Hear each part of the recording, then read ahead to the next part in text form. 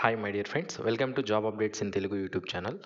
Friends, oriental insurance company limited నుంచి 100 ఉద్యోగాల భర్తీకి నోటిఫికేషన్ అనేది రిలీజ్ చేయడం జరిగింది.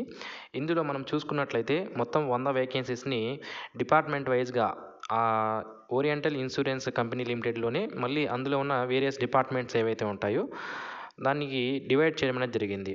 ఇక పోస్ట్ పేరు ఏంటి అంటే అడ్మినిస్ట్రేటివ్ ఆఫీసర్ స్కేల్ 1గా పిలవడం జరుగుతుంది. మొత్తం 100 వేకెన్సీస్ ఉన్నాయి. నోటిఫికేషన్ ఇప్పుడు రిలీజ్ చేయనప్పటికీ కూడా ఆన్లైన్ అప్లికేషన్ మనకి 21/3/2024 నుంచి స్టార్ట్ అవుతాయి. అప్లై చేసుకోవడానికి లాస్ట్ డేట్ వచ్చి 12/4/2024 తేదీలోపు చేసుకోవాల్సి ఉంటుంది. ఇక ఎగ్జామినేషన్ వచ్చి మనకి మే లేదా జూన్ 2024న కండక్ట్ చేసే అవకాశం అయితే ఉంటుంది. ఎగ్జాక్ట్ డేట్స్ అయితే ఇంకా రాలేదు. ఎగ్జామ్ డేట్స్ వచ్చినప్పుడు మన ఛానల్ ద్వారా వాట్సాప్ ఛానల్ ఏదైతే ఉందో అందులో నేను మీకు తెలియజేస్తాను. ఇంకా ఎవరైతే మన వాట్సాప్ ఛానల్లో జాయిన్ అవ్వలేదో ఇలాంటి డైలీ జాబ్ అప్డేట్స్ కానీ, హాల్ టికెట్స్ కానీ, రిజల్ట్స్ కానీ ఏవైనా వచ్చినప్పుడు అందులో పోస్ట్ చేస్తాను, కాబట్టి అందులో జాయిన్ అవ్వండి. ఇక్కడ మనం చూసుకున్నట్లయితే చూడండి, అకౌంట్స్లో మనకి 20 వేకెన్సీస్ ఉన్నాయి. యాక్చురియల్లో 5 ఉన్నాయి. ఇంజనీరింగ్లో మనకి ఐటీలో 15, ఇంజనీరింగ్లో 15, ఐటీ ఇంజనీరింగ్లో 20 ఉన్నాయి. Medical officer 20, legal 20. ఈ విధంగా టోటల్ 100 వేకెన్సీస్ ఉన్నాయి. మళ్ళీ ఈ 100 వేకెన్సీస్ని కేటగిరీ వైజ్గా ఒకసారి చూసుకున్నట్లయితే ఎస్సీకి 13, ఎస్టీకి 7, ఓబీసీ 26, ఎకనామికల్ వీకర్ సెక్షన్ 9, అన్రిజర్వ్డ్కి సంబంధించి 45 గవర్నమెంట్ రూల్స్ ప్రకారం ఇవ్వడం జరిగింది. ఇందులో మళ్ళీ బ్యాక్లాగ్ వేకెన్సీస్ కూడా కొన్ని ఉన్నాయని మనకి ఇక్కడ కింద ఇవ్వడం జరిగింది. ఇక ప్రొబేషన్ పీరియడ్ విషయానికి వస్తే ఈ క్యాండిడేట్ ఎవరైతే ఆఫీసర్గా రెగ్యులర్ పేలో జాయిన్ అవుతారో వీళ్ళకి ప్రొబేషన్ పీరియడ్ అనేది ఉంటుంది. The probation period may be extended. First 1 year పాటు మనకి ప్రొబేషన్ పీరియడ్ అనేది ఉంటుంది. తర్వాత పర్మనెంట్ చేస్తారు. ఒకవేళ మీ పర్ఫార్మెన్స్ వాళ్ళకి నచ్చలేదనుకోండి, మళ్ళీ ఒక 6 నెలల పాటు మీ ప్రొబేషన్ని ఎక్స్టెండ్ చేసే అవకాశం అయితే ఉంటుంది మనకి ఇక్కడ ఇవ్వడం జరిగింది.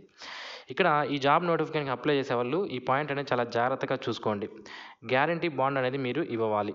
ఎందుకు అంటే మేము తప్పనిసరిగా ఈ కంపెనీలో జాయిన్ అయిన తర్వాత మినిమం 4 ఇయర్స్ పాటు మేము వర్క్ చేస్తాము అని మనకి ఇక్కడ ఇవ్వడం జరిగింది.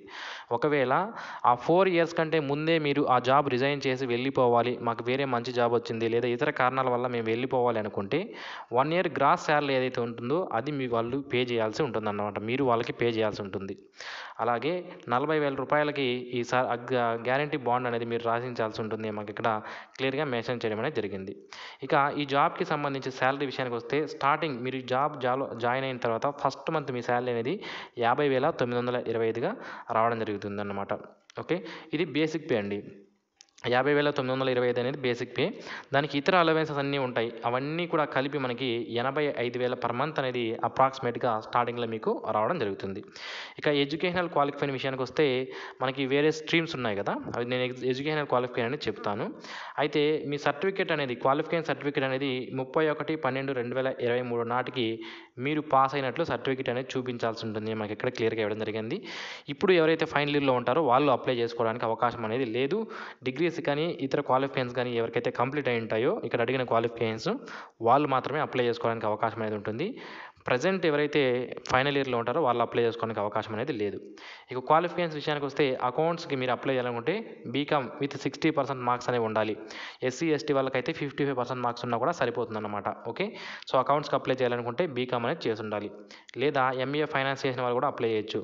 లేదా సీఏ చేసిన వాళ్ళు కూడా, లేదా కాస్ట్ అండ్ మేనేజ్మెంట్ అకౌంటెంట్ చేసిన వాళ్ళు కూడా దీనికి అప్లికేషన్ అనేది ICWAI ఏదైతే ఉందో అది చేసిన వాళ్ళు, లేదా ICAI చేసిన వాళ్ళు కూడా అప్లికేషన్ అనేది పెట్టుకోవచ్చు. ఇక యాక్చురియల్కి సంబంధించి బ్యాచిలర్స్ డిగ్రీ ఇన్ స్టాటిస్టిక్స్ కానీ, లేదా మ్యాథమెటిక్స్లో కానీ, యాక్చురియల్ సైన్స్లో కానీ ఎవరైతే చేస్తుంటారో వాళ్ళు దీనికి అప్లై చేసుకునే అవకాశం అయితే ఉంటుంది. ఎంఎస్ చేసిన వాళ్ళు కూడా ఈ పైన తెలిపినటువంటి మ్యాథమెటిక్స్, యాక్చురియల్ సైన్స్, స్టాటిస్టిక్స్లో ఎంఎస్ చేసిన వాళ్ళు కూడా అప్లై అనేది చేసుకోవచ్చు. ఇక ఇంజనీరింగ్ విషయానికి వస్తే BE లేదా బీటెక్ ఇన్ఫర్మేషన్ టెక్నాలజీలో కానీ, కంప్యూటర్ సైన్స్లో కానీ, ఎలక్ట్రానిక్స్ అండ్ కమ్యూనికేషన్లో కానీ BE లేదా బీటెక్ చేసిన వాళ్ళు అప్లై చేయొచ్చు. లేదా ఎంటెక్ చేసిన వాళ్ళు కూడా అప్లై చేయొచ్చు. లేదా MCA చేసిన వాళ్ళు కూడా అప్లై చేసుకునే అవకాశం అయితే ఉంటుంది. ఇక ఇంజనీరింగ్లో ఆటోమొబైల్ కానీ, మెకానికల్ కానీ, ఎలక్ట్రికల్ కానీ, civil, chemical, power, industrial, instrumentation ఇంజనీరింగ్లో చేస్తుంటారు. లేదా ME లేదా ఎంటెక్ చేస్తుంటారు. నేను చెప్పినటువంటి స్ట్రీమ్స్లో వాళ్ళు కూడా ఇంజనీరింగ్ పోస్ట్కి అప్లై అనేది చేయవచ్చు. ఇక డాక్టర్స్ సంబంధించి MBBS లేదా BDS చేసిన వాళ్ళు అప్లై చేసుకునే అవకాశం అయితే ఉంటుంది. లీగల్కి గ్రాడ్యుయేషన్ ఇన్ లా చేసిన వాళ్ళు అప్లికేషన్ అనేది పెట్టుకోవచ్చు అన్నమాట. ఓకే. ఇక ఏజ్ విషయానికొస్తే 31/12/2023 నాటికి. సో, ఇక్కడ డేట్ అనేది మీరు చూసుకోవాలి. ఈ డేట్ నాటికి మీకు ఈ ఏజ్ అనేది ఉండాలి. 21 నుంచి 30 సంవత్సరాల మధ్యలో ఉన్న వాళ్ళు అప్లై అనేది చేసుకోవచ్చు. ఎస్సీ, ఎస్టీ వాళ్ళకి 5 సంవత్సరాలు, ఓబీసీ వాళ్ళకి 3 సంవత్సరాలు, పర్సన్ విత్ డిజేబిలిటీ వాళ్ళకి 10 ఇయర్స్ ఏజ్ రిలాక్సేషన్ అనేది గవర్నమెంట్ రూల్స్ ప్రకారం వర్తించడం అనేది జరుగుతుంది. ఇక సెలక్షన్ ప్రొసీజర్ విషయానికొస్తే మనకి 3 ఫేజ్‌లు అనేవి ఉంటాయి.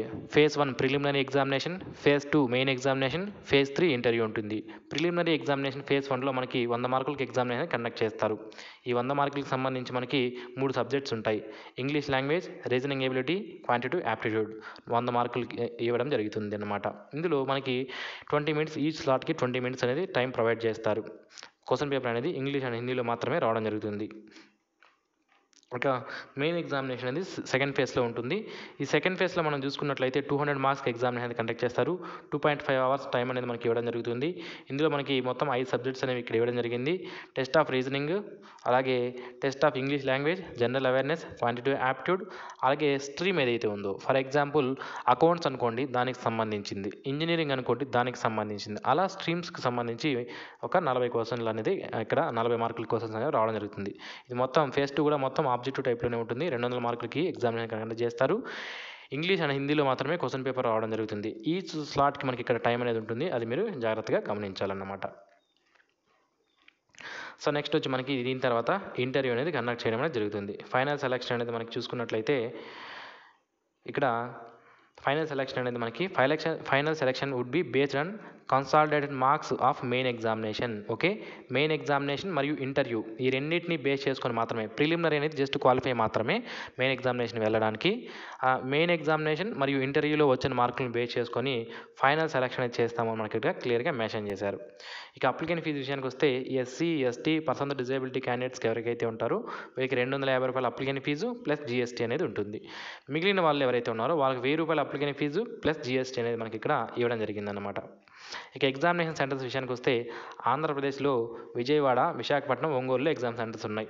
తెలంగాణ వాళ్ళకి హైదరాబాద్, రంగారెడ్డి, వరంగల్లో ఎగ్జామ్ సెంటర్స్ అనేది ఇవ్వడం జరిగింది. ఇక మెయిన్ ఎగ్జామినేషన్ ఫేజ్ 2కి సంబంధించి ఆంధ్ర, తెలంగాణకి రెండింటికి కూడా హైదరాబాద్లో మాత్రమే ఎగ్జామినేషన్ సెంటర్ అనేది ఉంటుంది. ఇక ప్రీ ఎగ్జామినేషన్ ట్రైనింగ్ ఎవరైతే ఎస్సీ, ఎస్టీ, ఓబీసీ క్యాండిడేట్స్ ఎవరైతే ఉంటారో, అలాగే పర్సన్ విత్ డిజేబిలిటీ క్యాండిడేట్స్ ఎవరైతే ఉంటారో వీళ్ళకి ఎగ్జామినేషన్ కంటే ముందు ఈ ప్రీ ఎగ్జామినేషన్ ట్రైనింగ్ అనేది ఇస్తారు. ఒక వారం పాటు ఈ ట్రైనింగ్ అనేది ఉంటుంది.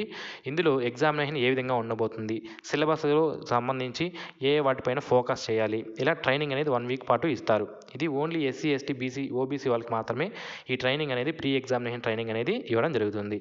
దీనికి సపరేట్గా హాల్ టికెట్స్ అనేవి రిలీజ్ చేస్తారు. మీరు ఆన్లైన్లో అప్లికేషన్ పెట్టుకునేటప్పుడే ఈ ప్రీ ఎగ్జామినేషన్ ట్రైనింగ్ అనేది మాకు కావాలి అని అక్కడ మీరు సెలెక్షన్ అనేది చేసుకోవాల్సి ఉంటుందన్నమాట.